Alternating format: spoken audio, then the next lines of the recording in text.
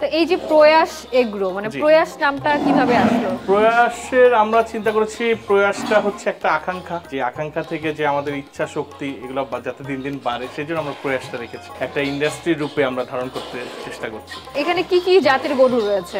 আমাদের এখানে আপু এখন দেশাল আছে, শাহিওয়াল আছে, সিন্ধি আছে, ভুটানি গরু আছে। তো এই যে প্রয়াস এগ্রো আসলে কত সালে তাহলে যাত্রা শুরু করে? প্রয়াস এগ্রোর যাত্রা শুরু হয়েছে আপু 2018 সাল থেকে। 18 থেকে আজকে 2025, প্রায় 7 বছর শেষ হয়ে যাচ্ছে, অতিক্রম করছে। আপনি যেহেতু ক্রয় বিক্রয়ের পার্টটা দেখছেন, তো কোথা থেকে কেনা হয় আসলে? এটা হচ্ছে আপু আমাদের কোনো স্পেসিফিক জায়গা নেই যে এখান থেকে আমার গরুটা পারচেস করতে হবে। এটা বাংলাদেশের যে কোনো প্রান্তে যখন আমরা একটা ভালো গরুর খবর পাই আমরা সেখানে পৌঁছে যাই, সরাসরি নিজে যে গরুটা দেখে তারপর আমাদের যদি সবকিছুতে হয়ে যায় তখন আমরা গরুটা পারচেস করি। তো আপনারা তো মূলত মনে হয় যেটা বলছিলেন যে কোরবানিতে যেহেতু চাহিদা অনেক থাকে, তার মানে হচ্ছে কোরবানির সময় শুধু মাংসর সেলের জন্য বা কোরবানির গরু আপনারা বিক্রি করছেন নাকি কোরবানিতে মাংসের গরু সেল হয় না, কোরবানিতে কোরবানি গরুটাই আমরা সেল করছি।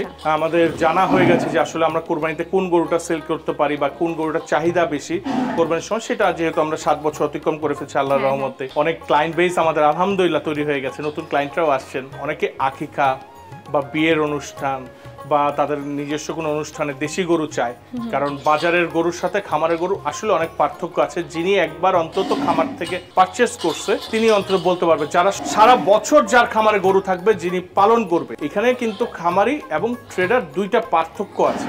একটা ট্রেডার হচ্ছে ঈদের 2 মাস আগে, 2.5 মাস আগে, 3 মাস আগে গরু এসে বিক্রি করছে, উনি কিন্তু খামারি হওয়া যাবে না। একটা গরুকে 1 বছর, 1.5 বছর, 2 বছর যদি পালন করা যায় তখন কিন্তু আসলে বলা যায় সে খামারি। তখন একটা খামারি তার মিট কোয়ালিটি বলেন সবকিছু আসলে ডিপেন্ড করে বিক্রি করতে পারে। আপনি আসলে খুব গুরুত্বপূর্ণ একটা কথা বলেছেন যে আমাদের আসলে দেখা যায় যে কোরবানি আসলে বা সারা বছর এমনিতেও দেখি যে অস্থায়ী কিন্তু অনেক জায়গায় গরুর হাট বসে, কোনো জেলা থেকে নিয়ে আসছে এখানে, তখন তাদের ট্রান্সপোর্ট কস্টটা পড়ছে, তার কারণে গরুর দামটাও কিন্তু তারা বেশি নিচ্ছে এখানে। তো সেই ক্ষেত্রে আপনারা যারা স্থায়ী আপনাদের যাদের খামার রয়েছে সেই ক্ষেত্রে কিন্তু মানুষ এখান থেকে আপনাদের কাছ থেকে ভালো মানের গরুটা পাচ্ছে এবং সেই সাথে হয়তো আপনারা চাইলে দামও কমে কিন্তু সেল করতে পারছেন। দাম কমেও সেল করছে, যেমন একটা গুণগত মানের যে ব্যাপার আছে সেটা।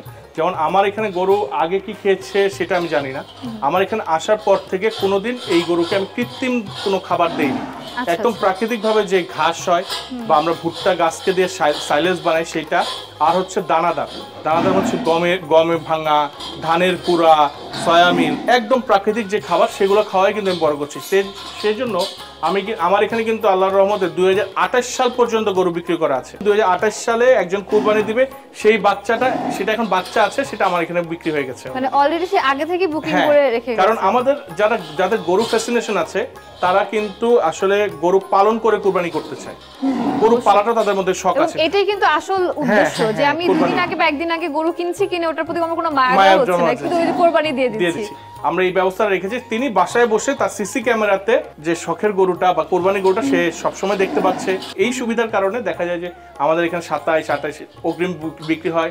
আমার মনে আছে যখন আমি কোরবানি গরু কিনতাম, আমার আম্মা বাজেট দিয়ে দিত 1 লাখ বা 1.5 লাখ টাকা। একটু ছোট কিনতে গিয়ে কিনে ফেলি বড়, কখনোই বাজেটে মিলে না। তো দেখা যেত 2 লাখ 2.5 লাখ টাকার গরু কিনে ফেলতাম, কিনে আম্মুকে ফোন দিতাম, আম্মা গরু কিনে ফেলছি, যেহেতু আমার আব্বা ছোটবেলায় মারা গেছেন। তো সেই ক্ষেত্রে আম্মাকে ফোন দিতাম। এখন আম্মা ছেলেদের পছন্দ আবদার পূরণ করতে গিয়ে, প্রাধান্য দিতে গিয়ে দেখা যেত যে তার কষ্ট হলো ওই 1.5 লাখ টাকাটা 2.5 লাখ টাকা বাজেট দিয়ে আমরা পরে আবার টাকা। সেজন্য আমরা করেছি কি, এই বাজেটে একজন যখন গরু কিনতে আসে তার বাজেটে যদি না হয় গরু পছন্দ হয়, একটা অ্যামাউন্ট রেখেছি যে মিনিমাম যখন অ্যাডভান্স পেমেন্ট হয় গরুটা বুকিং দেয় 30 থেকে 40%, আর বাকিটা তিনি কুরবানি ঈদ পর্যন্ত আস্তে আস্তে করে দিয়ে যেতে থাকে। তাহলে কি হয়, তার কিন্তু একেবারে টাকাটা দেয়া লাগছে না এবং তার দিতেও সুবিধা হয়। এর জন্য আমরা এই সিস্টেমটা করেছি যে আস্তে আস্তে করে উনি টাকার পেমেন্টটা দিয়ে যেতে পারেন।